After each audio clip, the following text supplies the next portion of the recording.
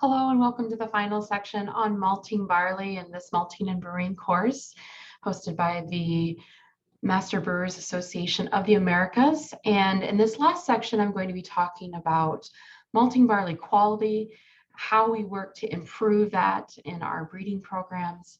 And then finally, I'll just touch a little bit on the challenges kind of associated with the industry and how we can try to work against that. So with that, we'll go ahead and get started. So the first piece that I really want to talk about is kind of the quality of grain coming off the field, and wanted to just highlight a few different quality parameters to be thinking about. Now, as a brewer, you might not come across these issues much, because if you're just buying malt already, these are things that maltsters or the malt house are thinking about. But if you ever do go and procure any barley yourself, maybe you are doing some malting yourself, these are certainly things to be thinking about. The first one to think about is skinned and broken kernels. And so again, we don't want skinned kernels. We've already talked about how important the husk is. And so we want that husk intact. You'll be able to see in a barley kernel when husk has been scraped off or removed. Very hard to show in a good picture here. But if you ever just grab a handful of barley, you'll be able to see in areas where that husk has been scraped. And you want to make sure that as much husk is intact as possible. You also don't want a lot of broken kernels. And in this photo in the bottom left, you actually see some kernels where they're kind of busted in half or little pieces here and there. And those really just are not going to produce a quality malt. Likely kind of the living part of that kernel has been damaged and won't be able to sprout. The other issue is sprout damage in the second column here. And this is actually something we talked about already in the last section, really thinking about pre-harvest sprout. And so if you actually have kernels that are swollen, that have uptaked and absorbed a lot of water already, it's likely the sprouting process has already started. And you want to be really careful with that. Likely, or kind of on the contrary to that, you may also have instances where there has been heat damage or kernels that have gotten too hot. That will also lead to dead kernels where the germination process just won't happen. Now, there are tests to test for germination. And again, whoever's malting the grain is going to do this before they put that a lot of barley into the germination and malting process, but certainly things to be thinking about. The sprout damage, where you've absorbed a lot of water, you're going to see those real plump kernels, almost excessively so. And likewise, then on the dead kernels, you're going to see a lot of kind of that shriveling and things drying up. And then in the last column here is what kind of looking at whether or not those kernels have become discolored or molded.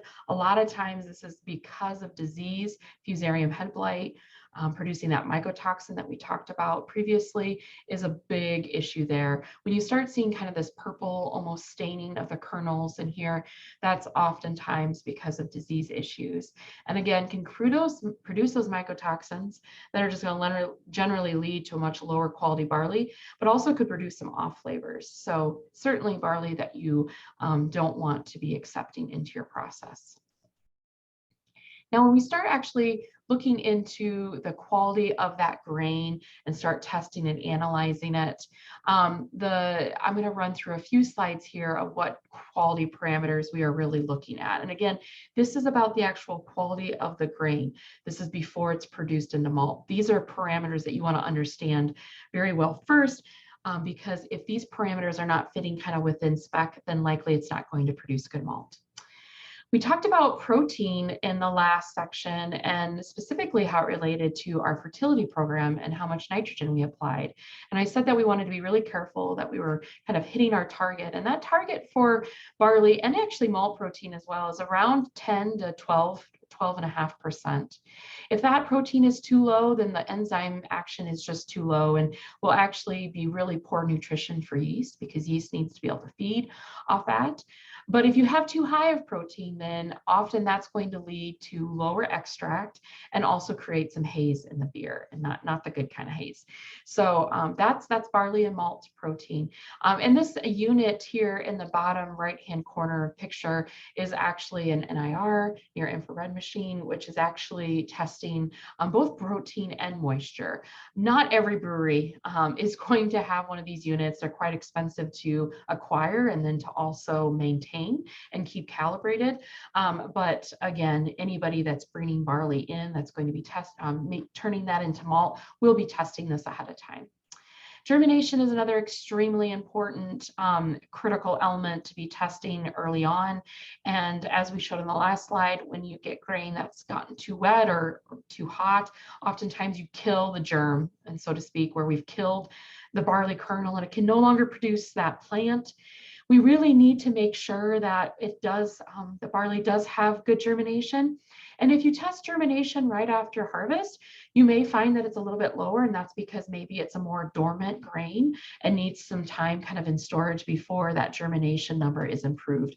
And so that's something to be thinking about as well. But there are germination process and testing methods that should be able to kickstart that germination, so you have a good idea about the health of that seed.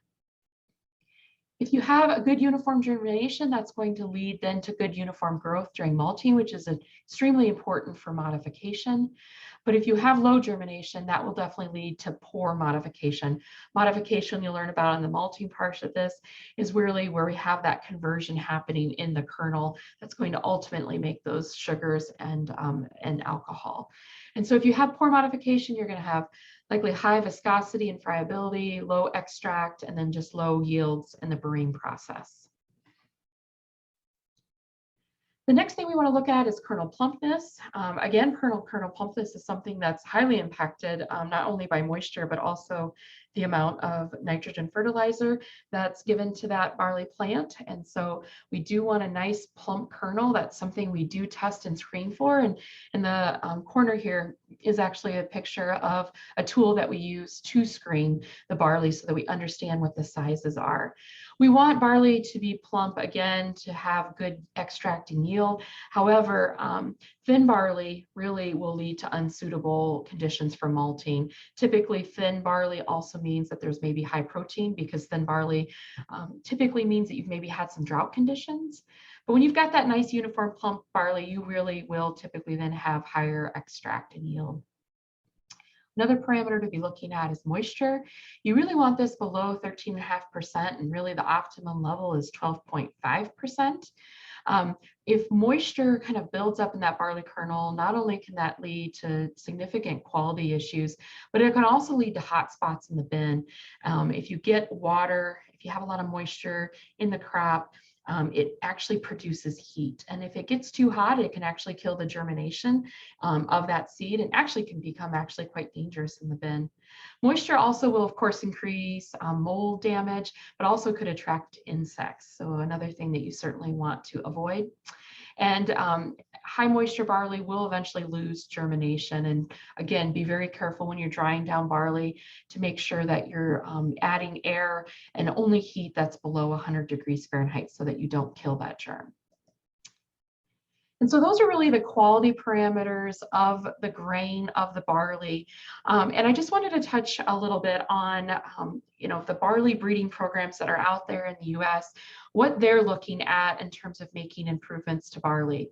So we kind of break these down into two categories. The agronomic improvements are essentially how that barley performs in the field, and then the quality improvements, how that barley performs in the malt house and then brewery. So with the agronomic improvements, of course, we want to have good grain yield. We need the crop to yield enough that the barley farmer produces enough crop to actually make money on that crop. So this may seem like a very obvious thing, but it is actually a very important thing. And that's why balancing things like fertility and nitrogen are so important, that you do get a good yield. We're also looking for straw strength, and we mentioned this already in terms of lodging and the stem breakage. We want to make sure that crop is going to stand erect all the way through harvest. We also look at things like maturity. Is the plant going to essentially mature uniformly and dry down uniformly so that we can then get it harvested in a timely fashion without having high moisture issues? Plant height is another one. Of course, this is tied in inherently to lodging, but also thinking about plant height in terms of if you want a straw crop where you're actually going to harvest the grain and then use those stems and the foliage that's dried down for a secondary product and secondary income. Also looking at things like spike and kernel shape. A lot of this has to do just with not only preference, but also looking at how that kernel performs in the malt house. Looking at things like floret fertility, and then also pest resistance. And I would say that last one has actually become a big part of the breeding programs domestically here in the US as we really combat a lot of insect and disease pressures. And so those are kind of all the agronomic improvements, things that our barley breeders are thinking about all the time when they're selecting to make improvements. And then on the right-hand side, of course, these are also important. So once kind of a barley does well in the field and we know that it's going to perform well for a farmer, then we need to make sure it's actually going to make good malt and beer. And so the quality improvements that we're looking at are things like extract and kernel plumpness, what the total protein is, diastatic power, the free amino nitrogens, and then beta glucans. And again, that one on the bottom there has actually become a really important one. We've seen beta glucan numbers kind of go up over time. We need to bring those back down. And so our barley breeders are continually working to actually improve these things over time.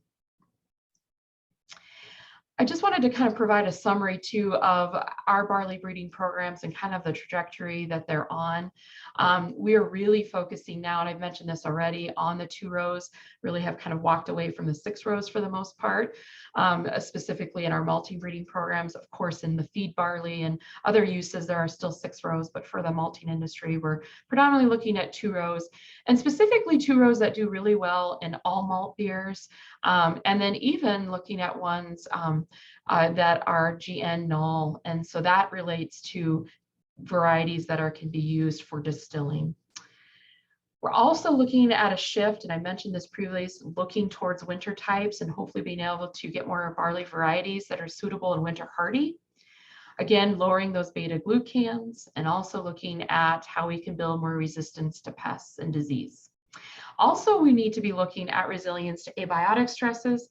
So how can we make varieties both more drought, kind of drought stress tolerant, but also perform well in maybe a much more wider margin of temperatures. And then also need to be thinking about pre-harvest sprout, that issue that we talked about where barley may be too hot, so to speak, where it's germinating too quickly. And if we have those untimely rains, then we need a crop that can stay dormant for a bit longer. And so I'd already talked about kind of the grain quality factors, and you really see these kind of in these first few lines of this chart. But down below are the malt factors. And I just wanted to highlight this. This is a document that the American Malting Barley Association keeps updated. We reevaluate these numbers on a periodic basis to better understand what the needs of the industry are. And we do have the guidelines broken down into different criteria. So looking at our adjunct brewing with 2-row barleys, note that not long ago, there would have been a 6-row column in here as well. And we've really walked away from that as our breeders have focused more on 2 rows. We also have the all malt brewing and distilling 2-row category, and then the grain distillers 2-row category. Again, the distilling piece to this wasn't as much of a focus, but certainly has been over time, and as AMBA has worked more and more with distillers in their barley supply.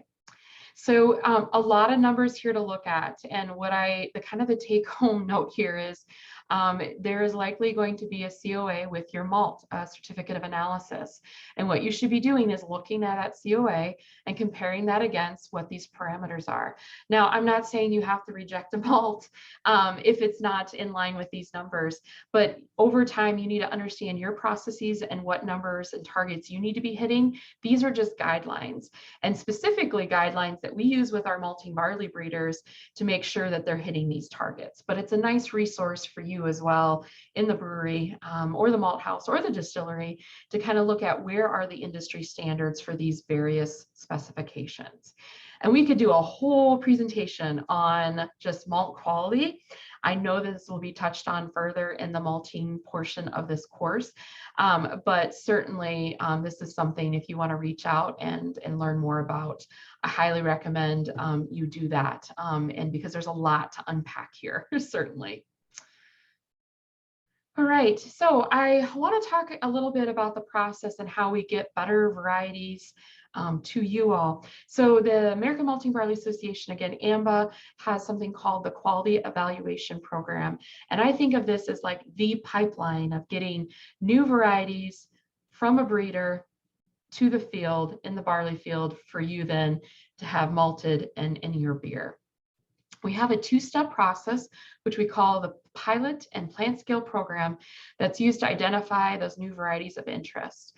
And so barley breeders are allowed to kind of enter their lines that have been proven to be sound in their programs. They're going to be growing these lines, these new varieties in their own research plots. And once they feel like they've really been able to prove something to them, where they've improved agronomic performance and or quality performance, then we grow those out in what we call our regional nurseries.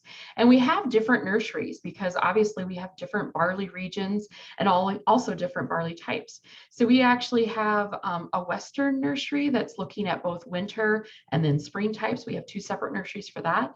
We have a California nursery, and that because of their growing region, they actually will grow spring types there, but they'll grow them in the winter. We also have a Midwest nursery that's looking just at spring varieties. And we also have an Eastern nursery that's looking predominantly in the kind of East Coast region. Virginia Tech is a dominant breeder in that one.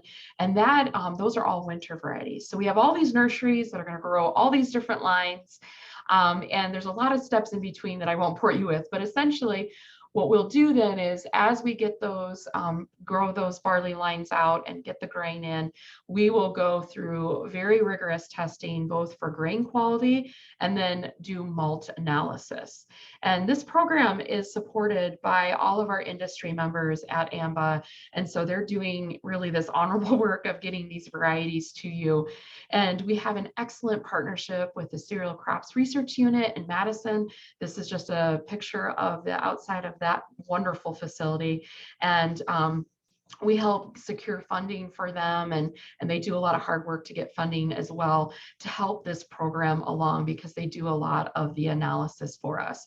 We also have all of our major malting members that are members of AMBA do malt analysis for us as well. So this is getting malted kind of in the lab and then also out kind of in more real life situations at the pilot scale facilities. And so again, a rigorous process, really making sure that these barley lines are better than we have already, because what we don't want to do is just put out more barley that's the same as the barley we already have. And to that point, lines actually, then all the data gets crunched, gets put out on spreadsheets, and we actually have a quality evaluation program subcommittee that will review the data and actually go through and rate it, whether it is satisfactory or unsatisfactory. And a line must receive 2 years of satisfactory ratings to actually then advance to plant scale evaluation. Now, plant scale evaluation is where we actually take that barley line, we increase it, do a significant seed increase, and grow that barley at scale. So like in a whole field. So this early pilot scale evaluation, there are just like these little strips of barley being grown in these nurseries. Plant scale, we're talking whole barley fields. And then we're actually talking about malting it through an actual malting plant, not doing it on small test scale equipment.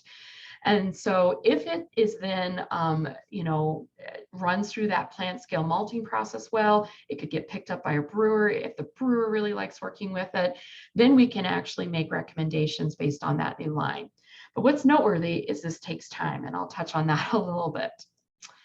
I did want to highlight all of our breeding programs that are engaged in the quality evaluation program. Now, not every breeding program that's denoted by the stars here on the map actually are producing varieties for our testing program right now, but they're ones that are certainly on our radar and have either submitted in the past or hoping to submit into the future. The colors are just denoting where those nurseries predominantly are in terms of where those breeders are located. So we've got that Midwest spring here in North Dakota, Minnesota, that Western nursery. We have both spring and fall in kind of the Pacific Northwest and Montana, California nursery again, and then that Eastern nursery, the fall. You'll see some stars are falling outside of nurseries. And specifically want to highlight here in New York and Ohio, where we have barley breeders that are specifically catering their work to the craft beverage industry. And we, just because limitations with funding and capacity, we're not able to start up another nursery, but it's certainly been discussed on how we might want to better serve this Great Lakes region, as we do have some up and coming varieties that may be really well suited for industry needs. So here's that timeline that I told you about. It takes a while, and it can take upwards of 10 years to get a new variety line out in the barley field. And so if we think about kind of this pre-work done in year one, we're crossing lines literally in just a greenhouse. We're typically not even growing these lines out in a field yet. And so we're just crossing them in greenhouse and little plants and potters. And then looking at how we can, bring parents together with different good qualities, maybe some with good agronomic traits, some with good quality traits, and then grow those crosses. And what they'll do is, after they've done some of that in the greenhouse, then they'll expand that seed out and do some of that growing then actually in the field that following summer. Then the next couple of years, they're going to continue with agronomic selection and make sure those barley varieties actually perform very well in the field. Some may even send out their crop to other nurseries where they're able to grow them over the winter months. And so some of that work gets done, but it really depends just on the program. And then they may be doing some just kind of early generation pilot scale testing at the CCRU in Madison, where they start doing just some initial quality analysis, if their program allows it, just kind of with their financial resources.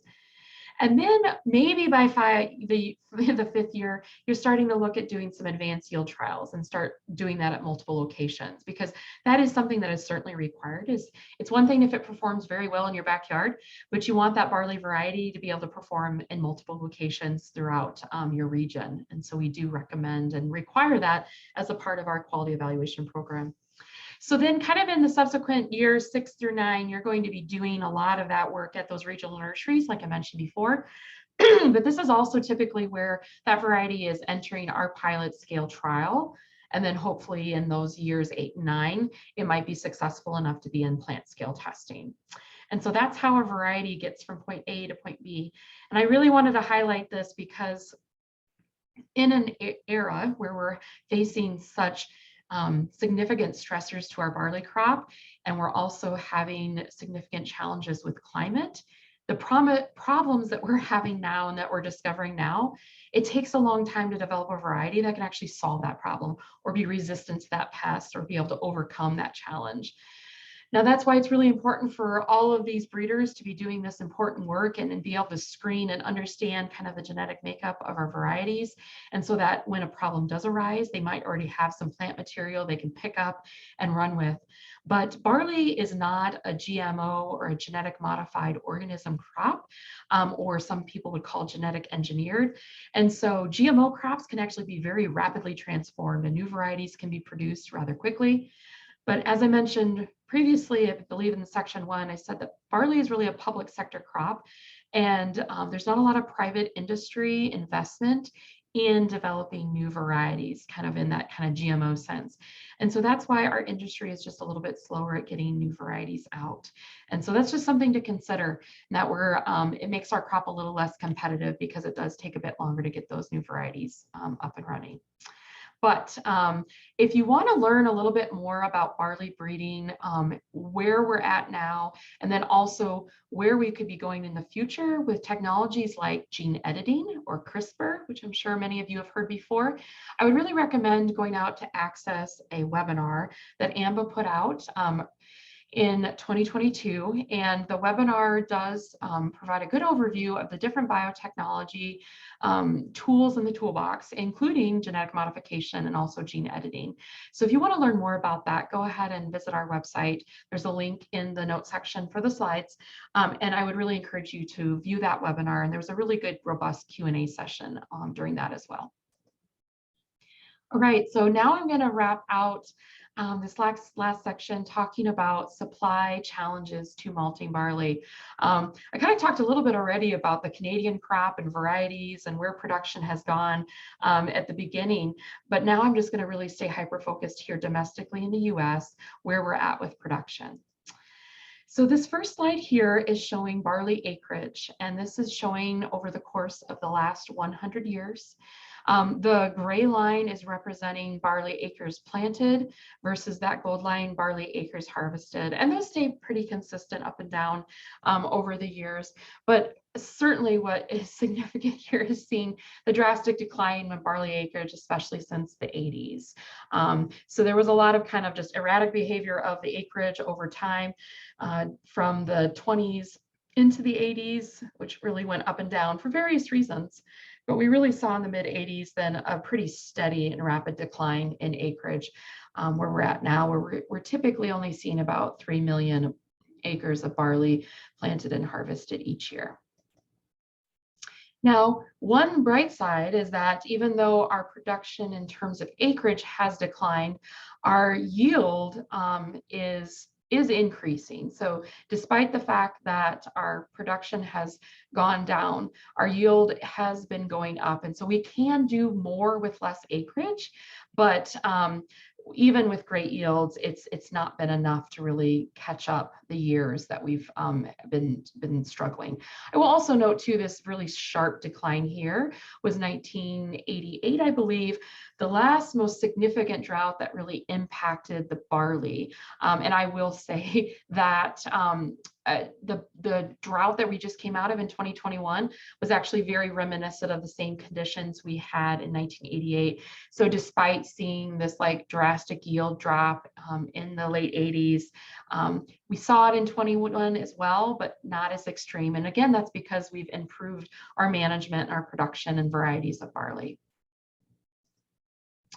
So in those previous slides, I had showed you some varieties that are predominantly grown and ones that you would see out of Canadian fields and Canadian malt houses. But I did want to highlight also domestically what varieties you're going to see here. And again, thinking about whether or not these are on the AMBA recommended list, I think you're going to see most of these are.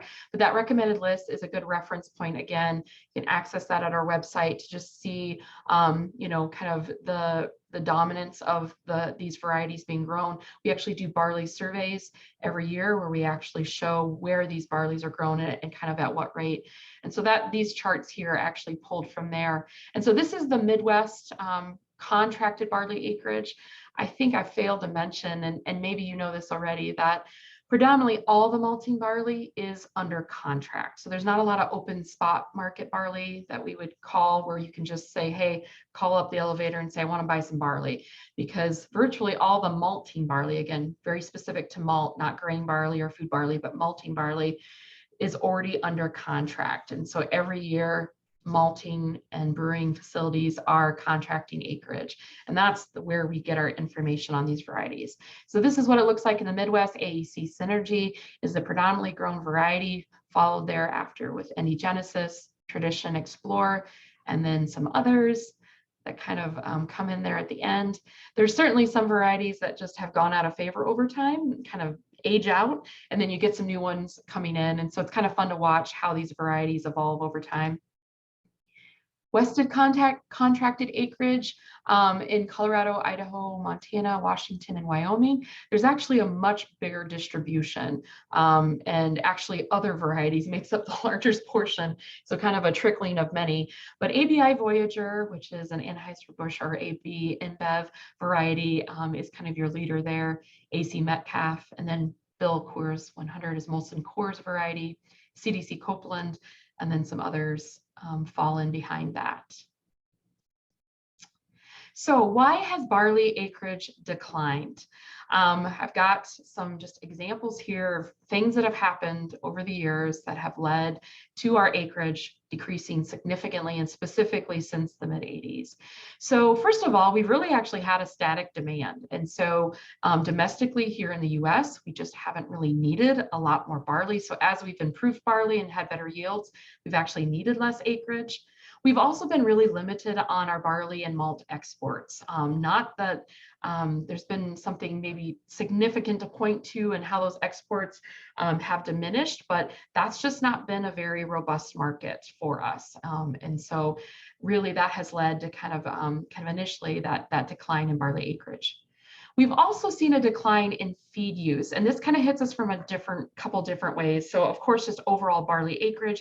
If we're not growing barley to grow to feed to livestock, then we just have less barley out in the field. However, decline in use for feed has also led to barley being a riskier crop. Okay, so if you grow barley and you do not meet malt quality, then you want to have a secondary market that you can sell that barley into. Feed being a good one.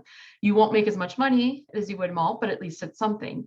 However, because we've had competition from corn and growing corn now in more regions than ever before, and also byproducts of ethanol like distiller grains, there's just other feed out there, and sometimes feed that may be more efficient or just cost less. And so when we don't have that secondary market for feed, that's also leading to a decline in acreage.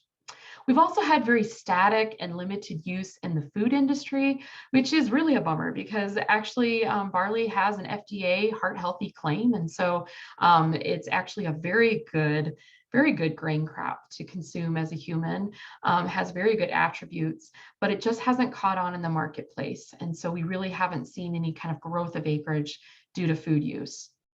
It's also a very high risk crop. And so whether it be disease, drought and heat stress, and the kind of intense quality requirements, it's a lot easier to grow other crops. And at the end of the day, farmers have to be really committed and convicted to grow barley and to have that in their rotation. Now, I will say a lot of farmers, when you ask them, why do you still grow barley with all the risk?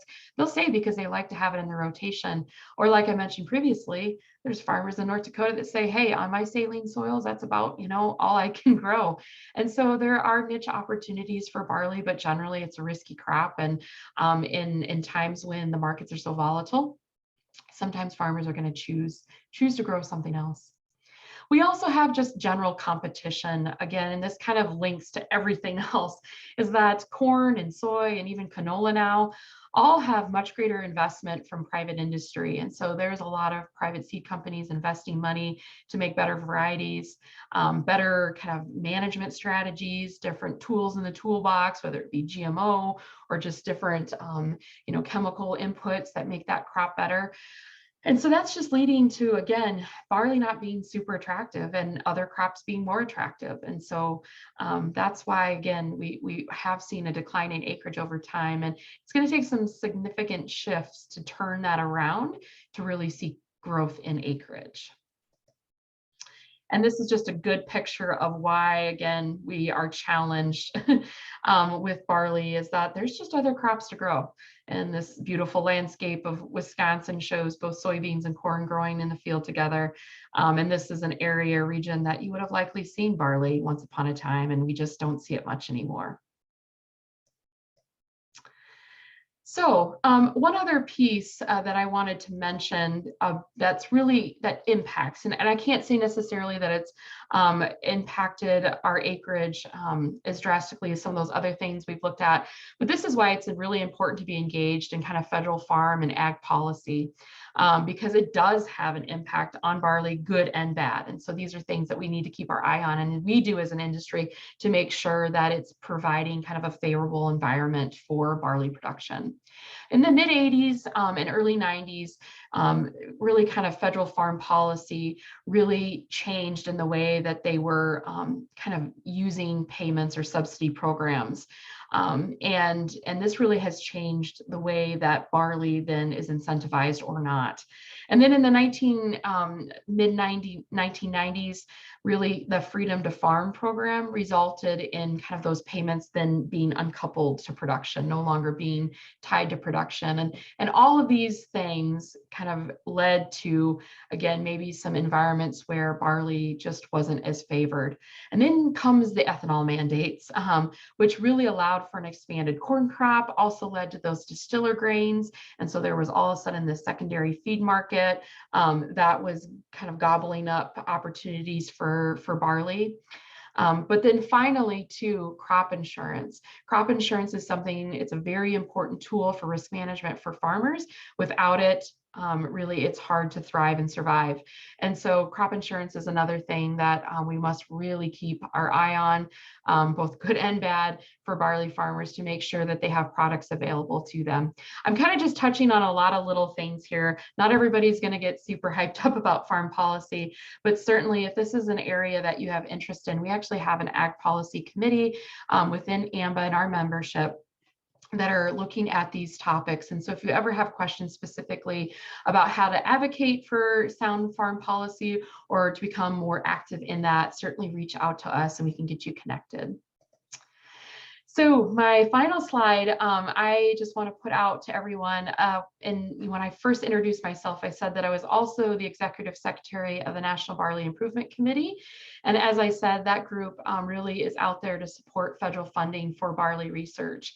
And what we all want you to do is to help us in that effort, whether it be to support the MBIC, participate with us, or just be able to kind of advocate and maybe even petition to your local congressional representatives that barley investment is really important. On our website, there is a whole host of information on our MBIC page, ways that you can get involved, ways that you can advocate, and what our priorities are as an organization. And we would love for you to be involved with us. So, you know, it's also really important to support groups like us, like AMBA, and this is my shameless plug, because we do invest over half of our member dues back into research. And then another big chunk of our investment through dues goes to that quality evaluation program to make sure that we have the barley varieties that we need for the next generation. But finally, I just really encourage all of you to understand where your barley comes from. And this ties back to the exercise that I had tied to this part of the barley course, is that it's really important to understand where your barley comes from and to understand the story of how it got to you. Barley farming is not easy, and everyday barley farmers have other options, other choices that they could make that would probably make life a little bit easier. And I think it's important to understand those challenges so that you can understand too, bad years like 2021, why malt houses really had to make some modifications, and I think did an excellent job with a very hard kind of hand that was dealt to them. But unless you know what goes into that barley crop, it's really hard to understand what's coming to you and why. So yeah, just know where your barley's from. It's a good exercise, a good practice to have, and do have respect for those barley farmers, as there's not a lot out there, and we need to keep the ones we do have. So with that, in closing, just thank you. Thank you for your time and attention. I look forward to meeting you all during the live session. And in the meantime, feel free to reach out if you have any questions.